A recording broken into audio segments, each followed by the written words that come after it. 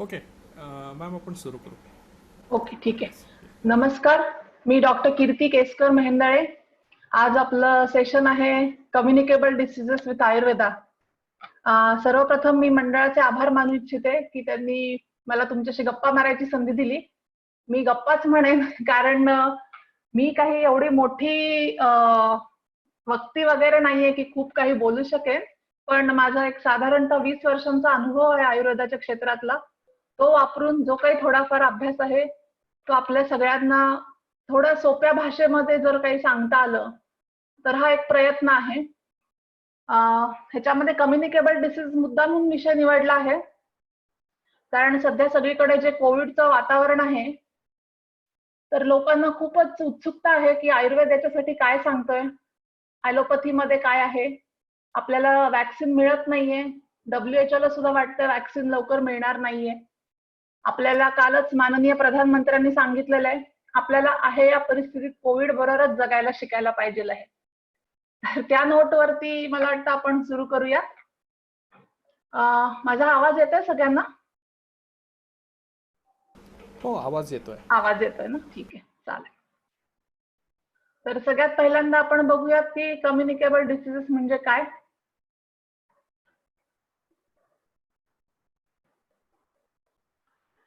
तर communicable diseases जे आहेत की जे एका व्यक्तीपासून दुसऱ्या व्यक्तीला होऊ शकतात, the diseases which spread from one person to another through a variety of ways that include contact of various things like blood, body fluids, breathing or bitten by any insect.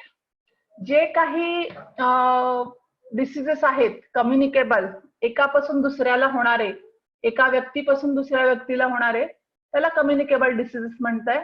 आणि non communicable मध्ये diabetes आहे, cancer आहे आणि असे बरेच काही diseases आहेत जे एका व्यक्तीमुळे दुसऱ्याला होत नाहीत किंवा जे संसर्गजन्य नाहीत.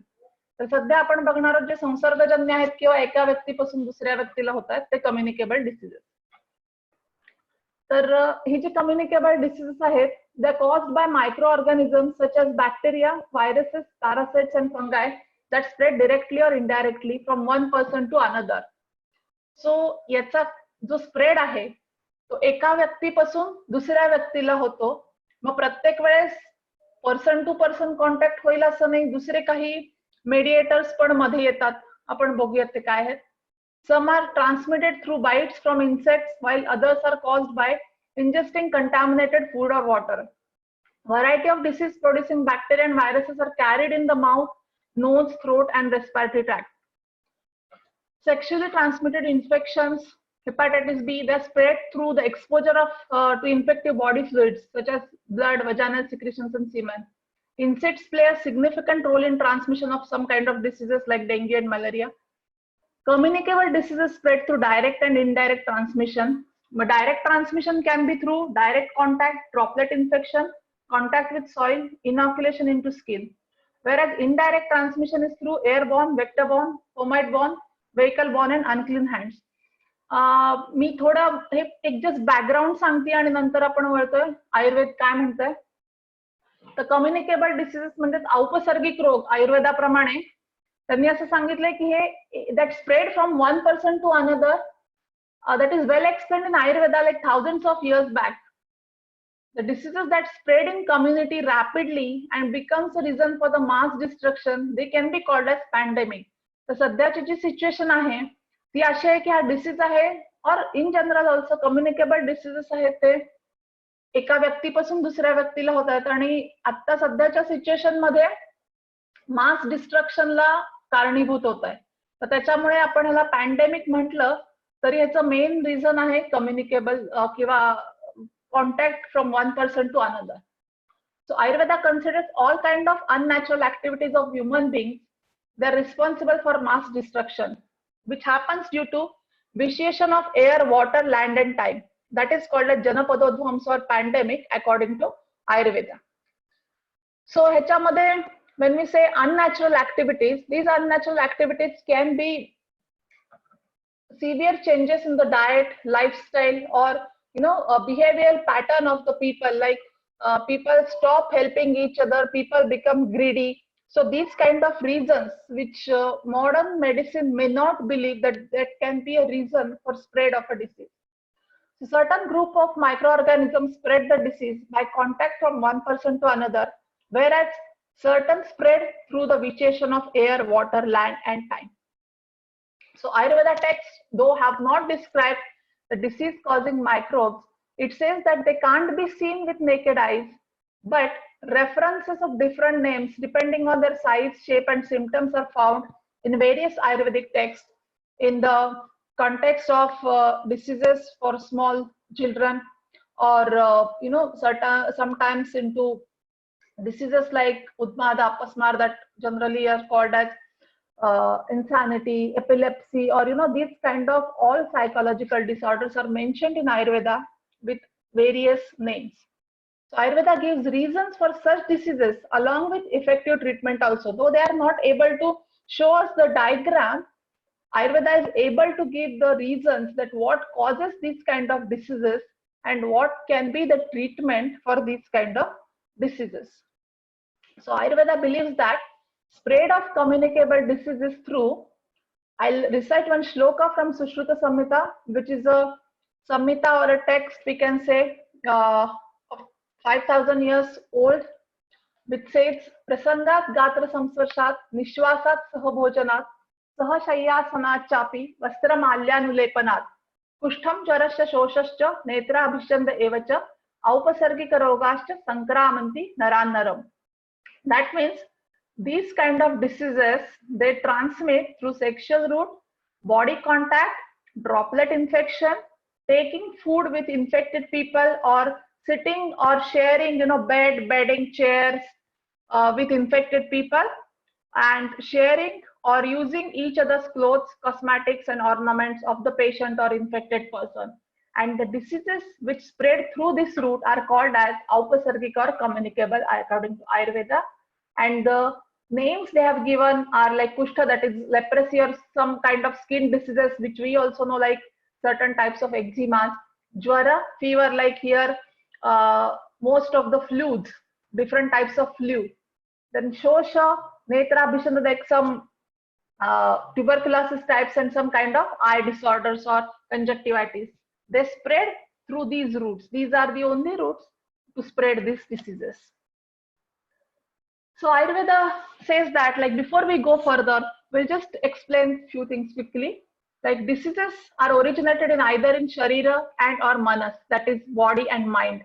So we can categorize them Sharirika, that is physical disorders, Manasika, that is mental, Agantuja, where there is no reason suddenly, like, sometimes we get injured and after the injury, some kind of complications, say for example, fever starts as a complication of that injury, and Swabhavika, that is age related or seasonal, which are natural to each and everyone.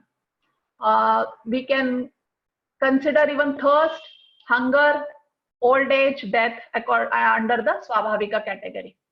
So Ayurveda says that these category of diseases, they have three kind of sources, or these are the three reasons which cause these diseases. Kala, that is climatic changes or effect of season or age. In certain ages, certain kind of diseases are very common or but obvious. Like teething problem is but obvious in small children.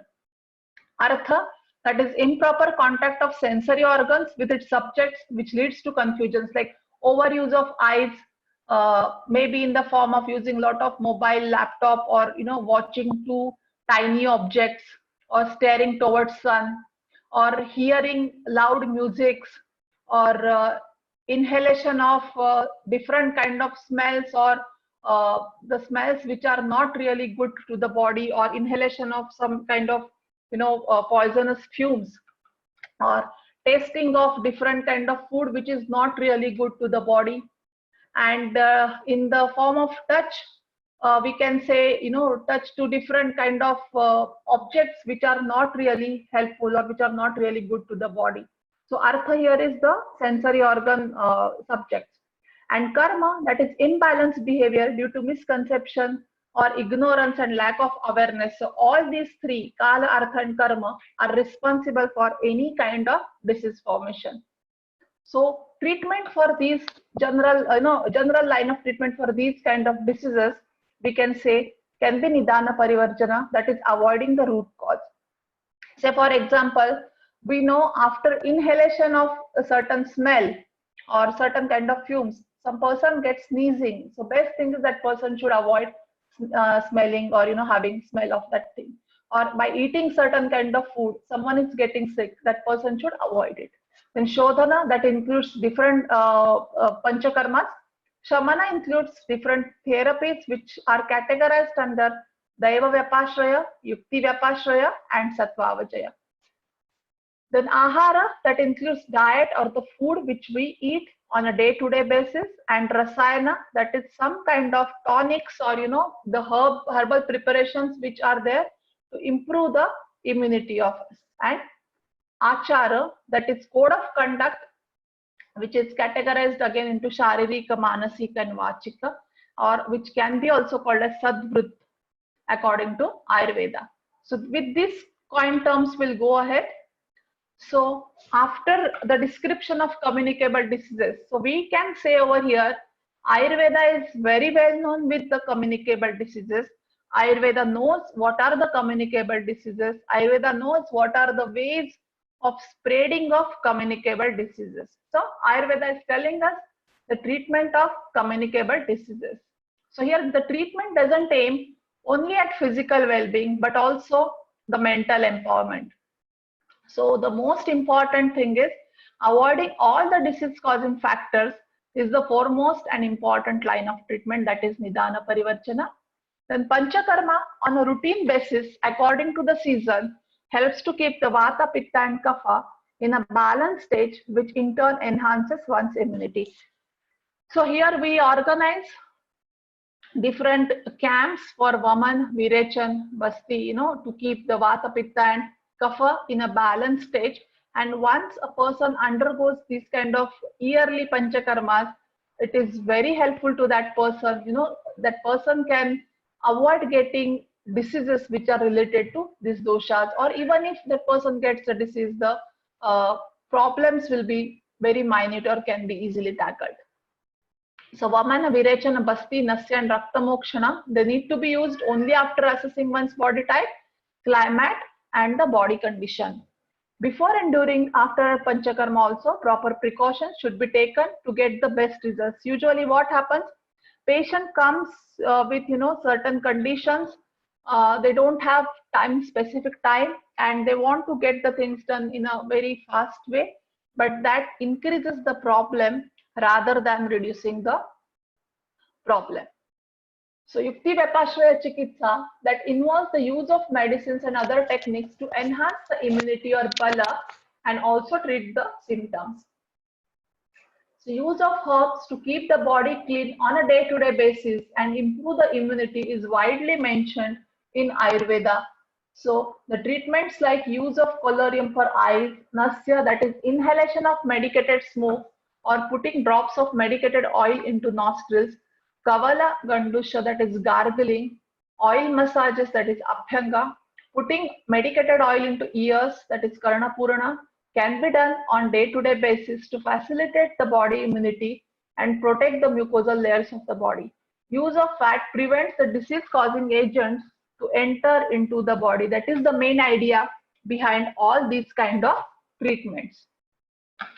Then use of herbs like cinnamon, cardamom, black pepper, clove, bay leaves, jeera, hing, mustard, curry leaves, turmeric, coriander, lemons, ginger, garlic, etc.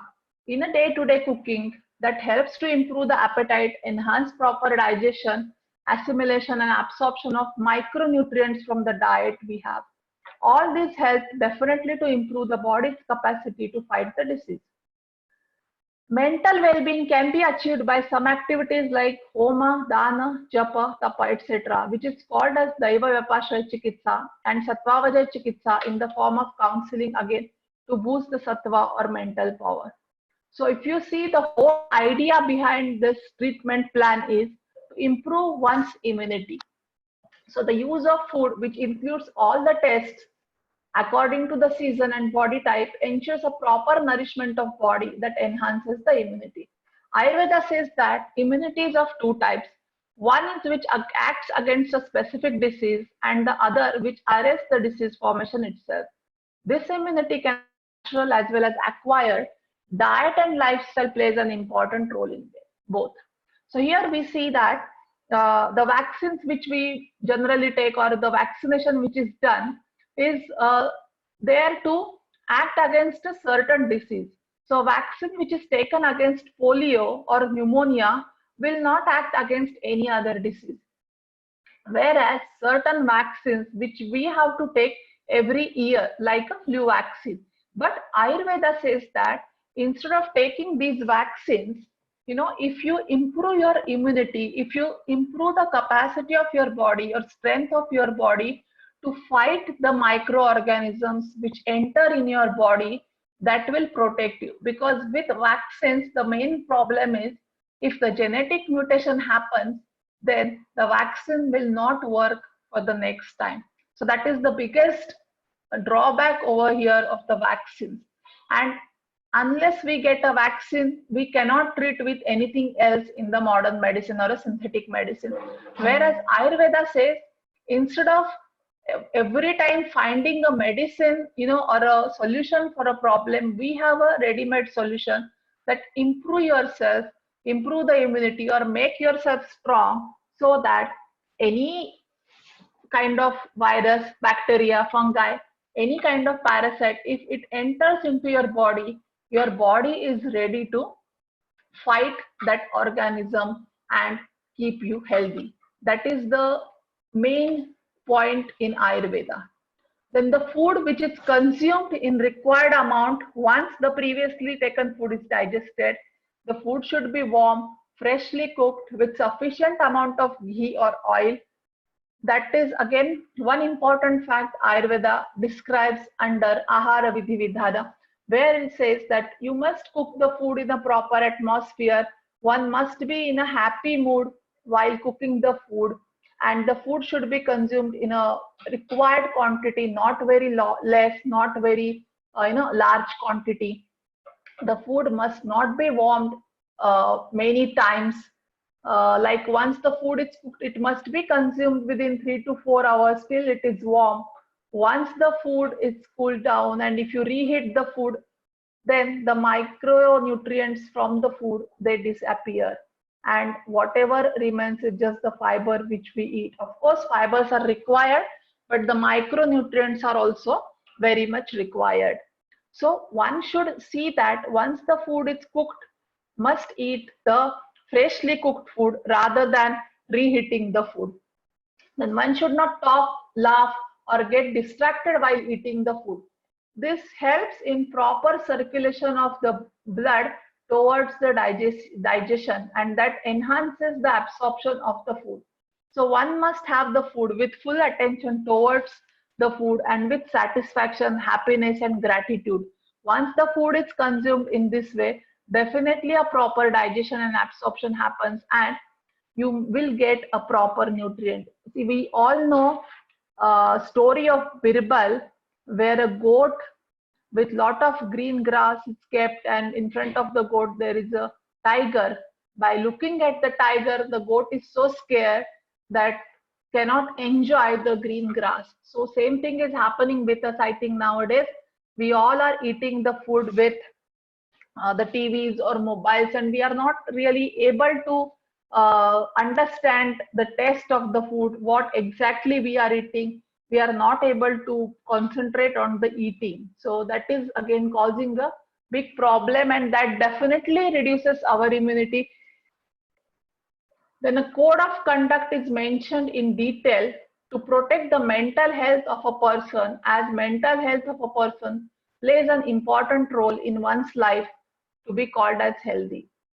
See, Sushruta gives definition of a healthy person 5,000 years back, where he says that along with the dosha, dhatu, mala, and agni, one's mind, atma, indriya, and mana, that must be prasanna, that is happy. Then only that person is called as swastha, or a healthy person.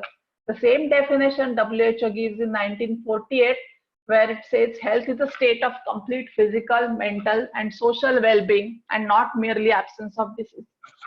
So we know this since thousands of years, and people were practicing, but with the hectic lifestyle, we have lost the track of it. And I'm sure, now everyone is getting aware of the situation. Everyone wants to go back to the healthy life. Definitely, people will concentrate or focus on their own health, because now everyone is aware that we can't change the situation. We have to learn to accept the things and live with that. So we'll just see that, we have seen the herbs which we are using, and by this time I think everyone knows that what kind of herbs people have to use to improve their immunity, to fight the disease. So we are not talking only about COVID. There are many other diseases also which we can fight with the same line of treatment. COVID is just a reason to flare up this, issue, I think. So we must focus on these. So along with what we have seen, some kind of treatments which we can use to improve our immunity, and we have seen some herbs. There are n number of medicines which can be used to treat the diseases in Ayurveda, because the main aim of Ayurveda is swasthasya swasthya rakshanam, that is protection of health of a healthy person, and aturasya parimoksha, that is treatment of a person who is sick or who is having a certain kind of disease. So there are a lot of herbs mentioned in Ayurveda which can be used, and different for different people, different herbs can be used with only one problem. If 100 people come to a Vaidya, that patients can be treated with 100 different herbs. So that variety of herbs Ayurveda is having.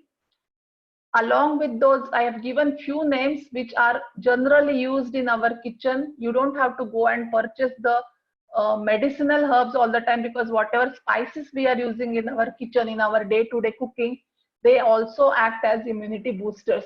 So along with the diet, a lifestyle is very much important according to Ayurveda. And I will tell you few examples of code of conduct from the Samhitas or from the ancient texts which are mentioned here for direct transmission. I think in previous slides we have seen modes of transmission for the communicable disease, that is direct transmission and indirect transmission. So we'll just see some examples which are given in the Samhitas, because now with the social distancing and with the hand hygiene, people are thinking, there are many people who are thinking that it's the modern medicine or it's the WHO who has decided this protocol to wash the hands and to keep the social distancing.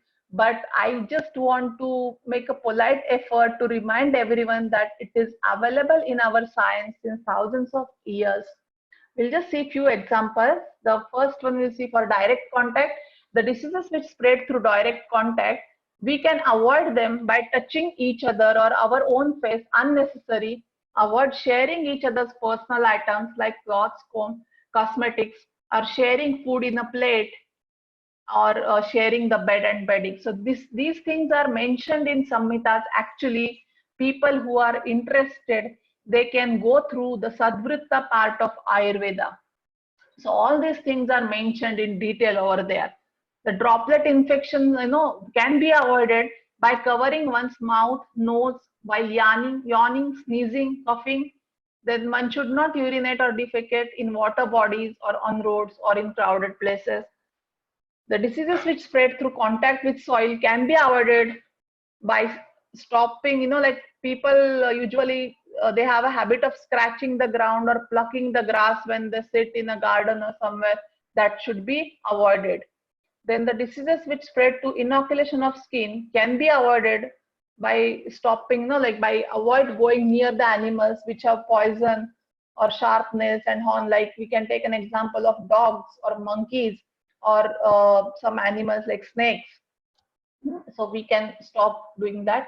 Then there are examples of Sadvritta code of conduct, like avoid sexual activities with multiple partners or partners with infective diseases that can be applied for the transplacental transmission of the diseases. Then we have some examples of code of conduct for indirect transmission, like airborne diseases. Air purification has to be done with different homas, dhupana kriya. Vector-borne infections can be stopped by keeping oneself clean, by use of clean clothes, taking daily bath or taking bath after coming from outside, trimming the hair, beard, nails. Then fomite-borne infections can be avoided by using, uh, using clean clothes and vessels. Unclean hands, for that also we have shlokas to which say that you must wash your hands and exposed body parts frequently with herbal decoctions or ash, then not scratching the nose when you are sitting in public, or even in alone. You should stop doing that. You must wash your hands before you eat. Or even that still people, whenever they come from outside, they are supposed to wash their hands, feet and face. If possible, taking shower is actually advised, but if not at all, at least washing the hands can be done, and that has been mentioned in the Samhitas since thousands of years. But people, in the name of modernization, have stopped all these things. They have given the names as unnecessary rituals. We know that people walk in the house with shoes on, or even sometimes they sleep on the bed with the clothes of the, like, when they come from outside, or with the shoes on, or they go to the kitchen, they eat with the shoes on, and directly once they come from outside. So these kind of things actually should be stopped. Now people, with the scare of COVID, are following all those things strictly. They are not touching their own face. They are washing their hands frequently. They are not touching anywhere outside, or even if they touch outside anywhere, they are just washing their hands or using sanitizers. But that has been mentioned since ages. We just have to look back, and we just have to follow the things properly. Then the vehicle-borne infections, for that, use of unclean utensils, plates and food served with unclean hands, that should be avoided.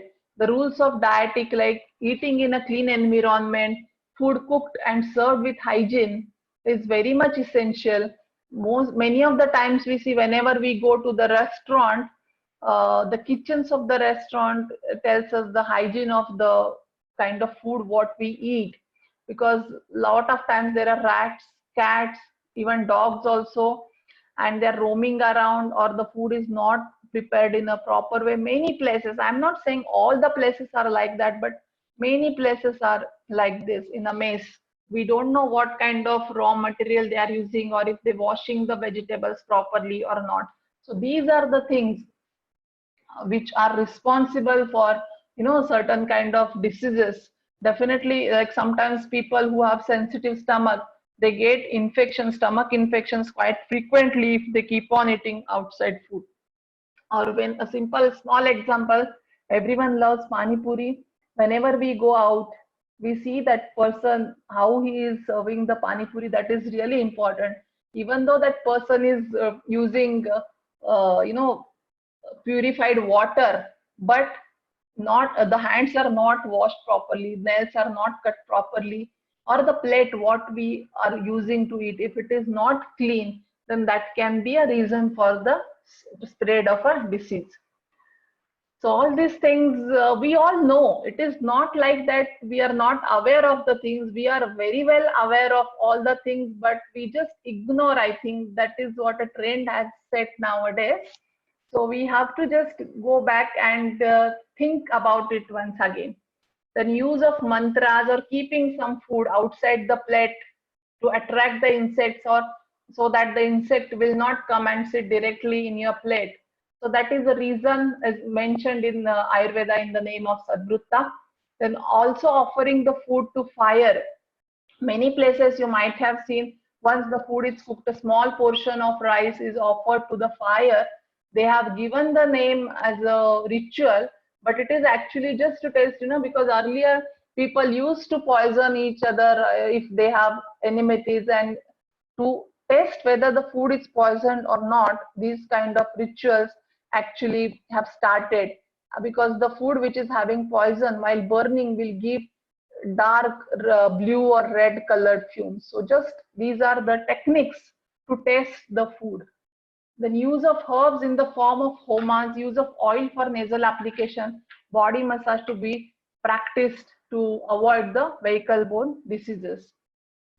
So when we talk about different homas to purify the air, and even here also chanting of mantras and use of herbs to avoid the vehicle-borne diseases, I want to make a special mention of a type of homa that is called as Agnihotra here, which is widely practiced all over the world.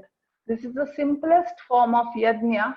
As we know, if we have to perform different yajnas, lot of material is required, lot of money is involved, lot of manpower is involved, and lot of time is also involved, which is not possible for people to do so. So this is the simplest form of yajna mentioned by Param Sadguru Shri Gajanan Maharaj of Akkalkot, Maharashtra. So what is Agnihotra actually? So it is a process of offering 2 oblations of 2 pinch full of rice smeared with cow's ghee into a fire prepared out of dried cow dung in a pyramid shaped copper vessel exactly at local sunrise and sunset times alongside chanting of 2 specific Sanskrit mantras. The whole process is called as Agnihotra. So these are the things we can see. These are the requirements for Agnihotra. So the 5 basic things are 5 disciplines required for Agnihotra are local sunrise and sunset timing, semi-pyramid shaped copper vessel, cow dung cakes, 2 offerings with rice grain and ghee, and 2 mantras. So the local sunrise and sunset timings are very much essential because at the sunrise, the sun is coming up with its full energy. If we are up early, our digestive capacity is increased, digestive activities are increased, the enzyme secretion is at its peak, we can make use of it. And at sunset, the bacterial growth is at its peak, so which can be avoided by sitting in the atmosphere of Agnihotra. The semi-pyramid shaped copper vessel is used here. This is just exactly opposite of the pyramids in the Egypt, which is preserving the dead bodies or mummies. Here we are using it to spread the energy. The cow dung cakes and the cow's ghee is having lot of medicinal properties. When burned, they give the gases which are useful to the mankind. And the mantras, the sunrise mantras can be said as Suryaya Swaha, Suryaya Idam Namama, Prajapataye Swaha, Prajapataye Idam Namama. The sunset mantras are Agnaye Swaha, Agnaye Idam Namama, Prajapataye Swaha, Prajapataye Idam Namama. So these are the things which are required for performing Agnihotra. Why Agnihotra? Why we are having a special mention of Agnihotra? Because as we all know, a lot of people, a lot of, even government agencies are also having a lot of faith in herbal medicine or in Ayurveda. Everyone is focusing on different herbs.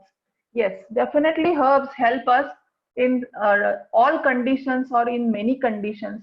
But there are few things which we need to practice every day. Even though herb, it's a medicine and we cannot keep on consuming the medicine throughout our life.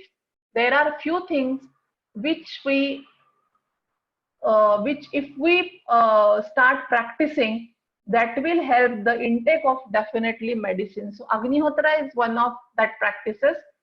Atharvaveda, there is a hymn, Sayam Sayam Gruhapatirno Agni, Prata Prata Saumanasa Sadata, Prata Prata Gruhapatirno Agni, Sayam Sayam Saumanasa Sadata.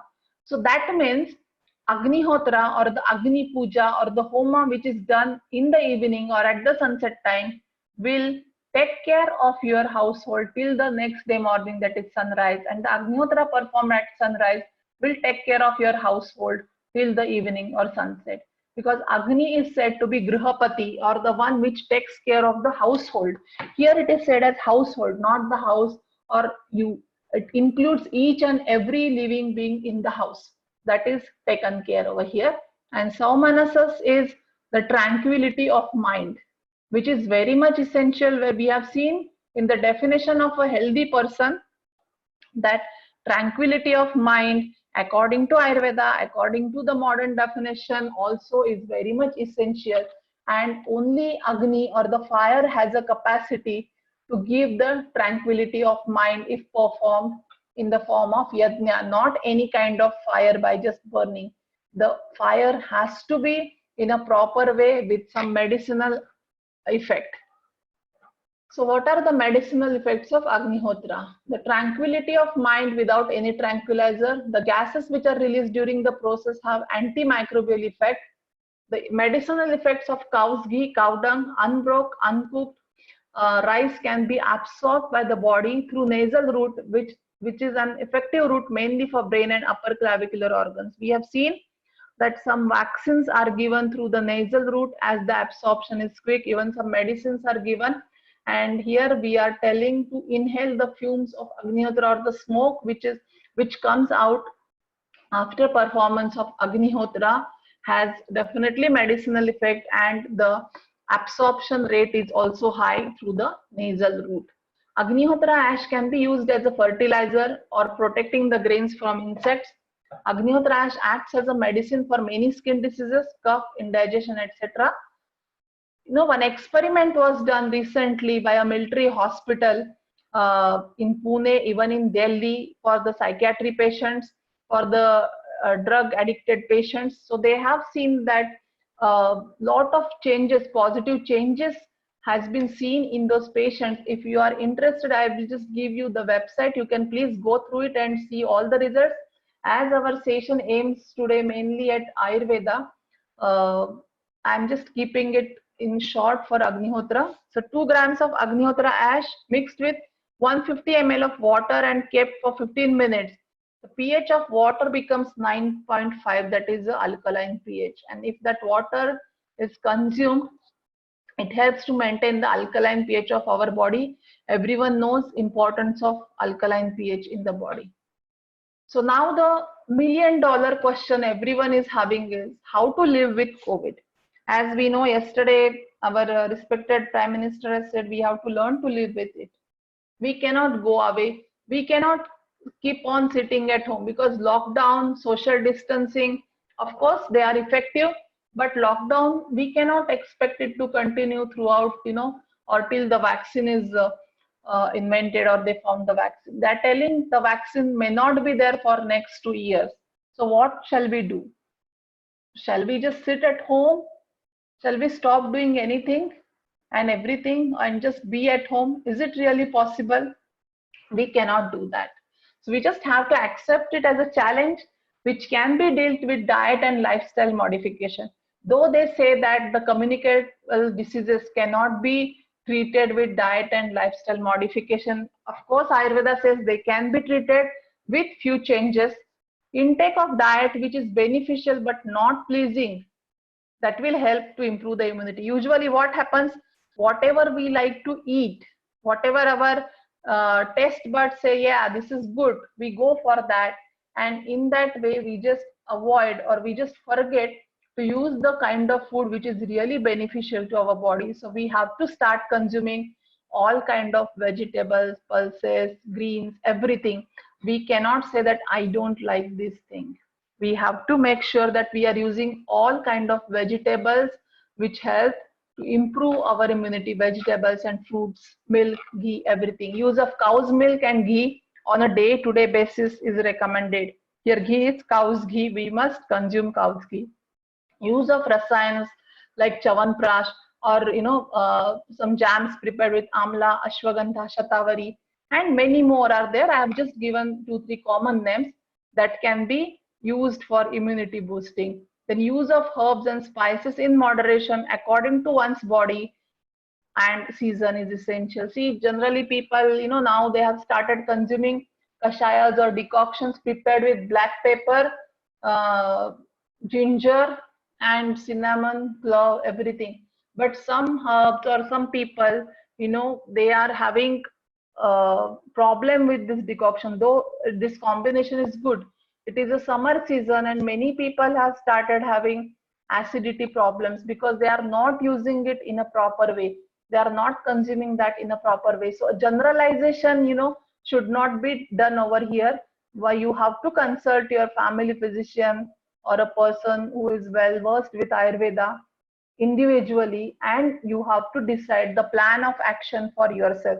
Please don't go for generalized plan of action. If you read somewhere, yes, these things are good for you, and you start using it, before using it, please consult an Ayurveda doctor, Ayurveda expert, and then only go ahead with that plan. So code of conduct to protect the physical as well as mental health needs to be followed strictly. That is very much essential, because the reason over here is, if people are very depressed or people who are having lot of anxiety, it is seen that that lowers the immunity of that person, and with low immunity the chances of getting infections is high. So you have to avoid getting anxiety or depression, or if you are feeling low, you must do something like yoga, different kind of pranayams are there, meditations are there. You have to make sure that your immunity is in a proper way. Avoid unnecessary inclination towards the materialistic things, as they in turn increase stress in body, lowering the immunity. For example, if you keep on watching TV or mobile for a longer time, that will in turn put a stress on your system, because you will not sleep on time, your body clock will get disturbed, and that will affect your digestion and your immunity definitely. So we can say that Ayurveda not only gives a method to control the source of infection, but also treatment and immunization also, in the form of Panchakarma, Rasayana, and code of conduct. And Ayurveda is very sure. Ayurveda is giving us the 100% protection cover, 100% insurance, we can say, that by following all those things, we can definitely conquer this war. Because this is not something which is very difficult. If we follow certain things, like we have seen, a proper diet, proper lifestyle, definitely we can come out of this situation. If you are interested, you can visit the website for more information on Agnihotra. Thank you. So if any questions are there, Kapil, can we please go for any questions? Yes. धन्यवाद ma'am. Thank you. बरीच चांगली information मिळाली. मला पण काही गोष्टी माहिती नव्हत्या. हा. सो आजच्या सेशनमुळे means inclination towards Ayurveda Thank you. will tend to increase. Yeah. Thank you And thank you. I hope हे खूपच टेक्निकल नव्हतं, कारण मला जरा थोडंसं हे होतं, म्हणजे मी खूप कमी टेक्निकल वापरण्याचा प्रयत्न केला शब्द वगैरे, आणि जनरल लोकांना कळावं असं केलंय. आय होप ते सक्सेसफुल झालंय, आणि खूपच हे नाही झालेलं आहे लोकांना. बरोबर. येस, नक्कीच नक्कीच. तर मला वाटतं की बऱ्याच म्हणजे जे आपले पार्टिसिपंट्स आहेत त्यांना पण त्याचा यूज होईल. सो मुव्हिंग टुवर्ड्स द क्वेश्चन्स, कोणाला काही प्रश्न आहेत, काही विचारायचं आहेत, तर आपण इथे एक 5 मिनिटात क्विकली विचारू शकतो. चॅट बॉक्समध्ये इथे टाईप करा questions, so that ma'am can answer it. Okay, इथे एक क्वेश्चन आहे पित्तांबद्दल. ओके. फ्रिक्वेंटली होत असेल तर काय उपाय आहे? पित्ता जर फ्रिक्वेंटली होत असेल, अगेन जसं मी सांगते तसं हे प्रत्येक इंडिव्हिज्युअलचं आहे. ऍक्च्युली कन्सल्टेशन केल्याशिवाय काही डिटेल सांगू शकत नाही, पण एक जनरल सांगेल की खाण्याचे पदार्थ काय आहेत हे बघायला लागेल. खूप सारं फर्मेंटेड, ऑइली, स्पायसी फूड, आंबट पदार्थ खूप खाल्ले जात असतील तर ते अवॉइड करायला पाहिजे. आणि रात्रीचं जागरण, एक्सपोजर टू हीट हे अवॉइड करायला पाहिजे. आणि पाणी प्रमाणात प्यायला पाहिजे. पाण्याचं प्रत्येकाचं प्रमाण हे वेगळं आहे. जर तुम्ही आउटडोअर्स मध्ये उन्हात काम करत असाल तर पाणी जास्त लागेल. इनडोअर एसी मध्ये असेल तर पाणी कमी प्यायला लागेल. थँक्यू.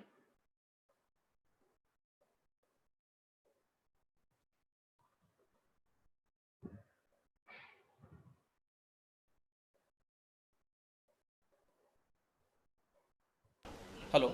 हॅलो. हा, धन्यवाद. ओके. सो अजून एक प्रश्न आहे इथे. हा. बेसिक कोल्ड करता काही जेनेरिक आयुर्वेदिक उपाय आहे का? बेसिक कोल्ड ही म्हणजे ॲलर्जिक कोल्ड आहे का हे आहे म्हणजे थंडीमुळे वगैरे होणार आहे, हे मेन वैभव, आहे. Vaibhav, can you please specify?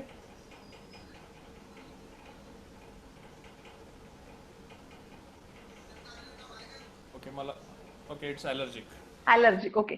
Allergy असेल तर पहिल्यांदा ज्याच्यामुळे ॲलर्जी आहे ते अव्हॉइड करायला पाहिजे. डस्ट वगैरे असेल तर. नंतर डायजेशन ज्यावेळेस चांगलं नसतं त्यावेळेस ॲलर्जी सारखी होते. त्याच्यासाठी लिव्हर साठी क्लिन्झिंग काही मेडिसिन्स घ्यायला पाहिजे आहेत. हे खूप महत्वाचं आहे की डायजेशन चांगलं होणं सगळ्यात महत्वाचं आहे. त्याच्यानंतर कोल्ड साठी जे काही औषध घेईल अँटी ॲलर्जीसाठी त्याचा उपयोग होईल, नाही तर त्यांना तात्पुरता त्याचा उपयोग होईल आणि परत ते प्रॉब्लेम्स तसेच त्यांना येत राहतील सतत. ओके, धन्यवाद मॅम. एक ओके, मला वाटतं अजून कोणाला काही प्रश्न आहेत? ओके, इथे AC मध्ये बसून ड्राय कफ होतो, हा, त्याकरता काही उपाय?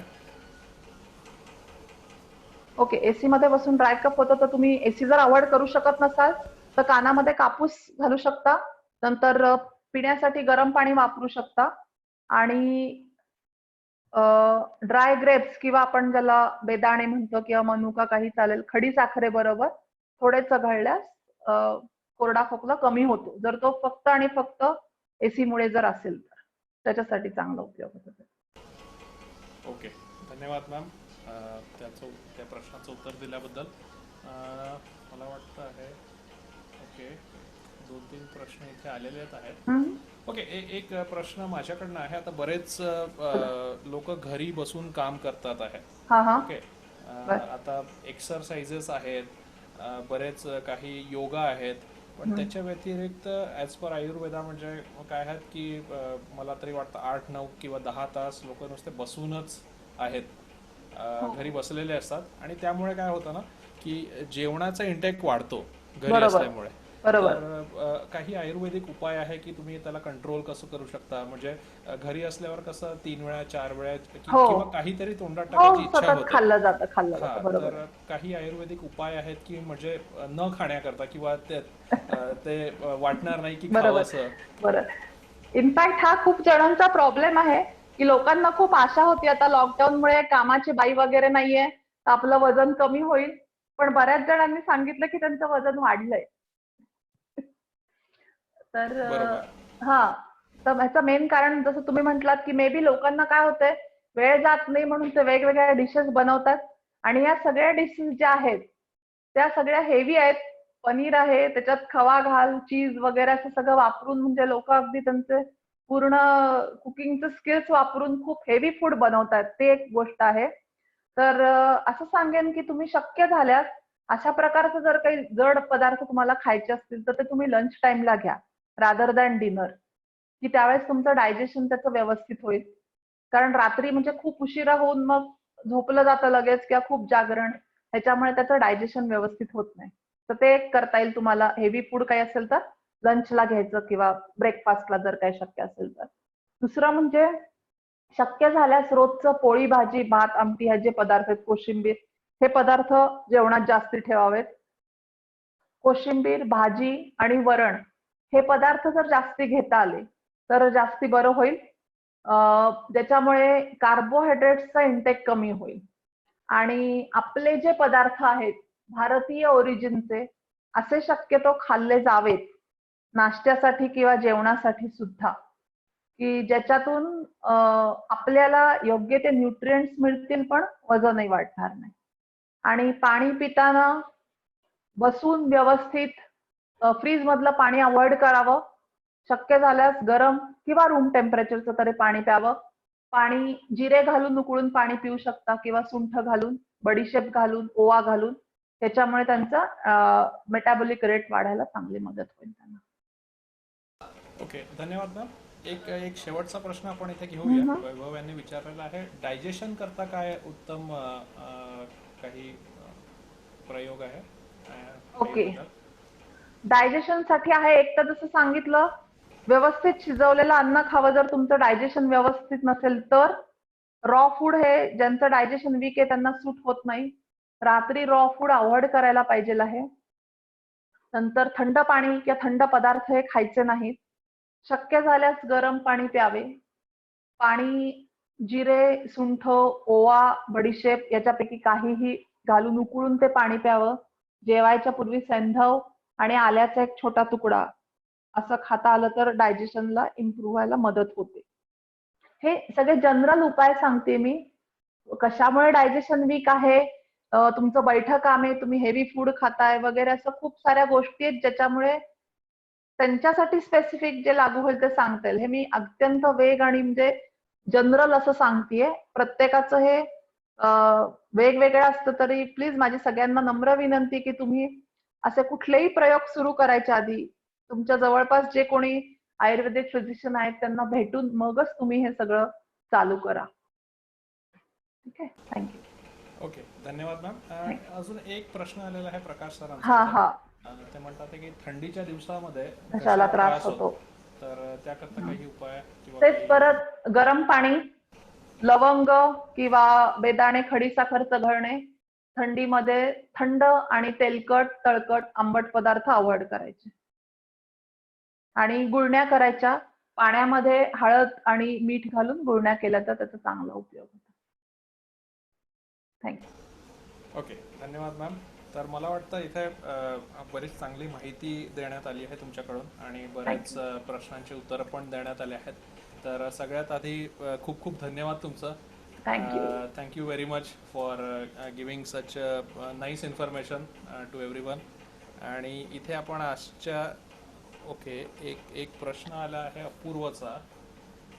नुसता आवळा खाल्ला तर दिवसातनं किती आवळे खाऊ शकतो?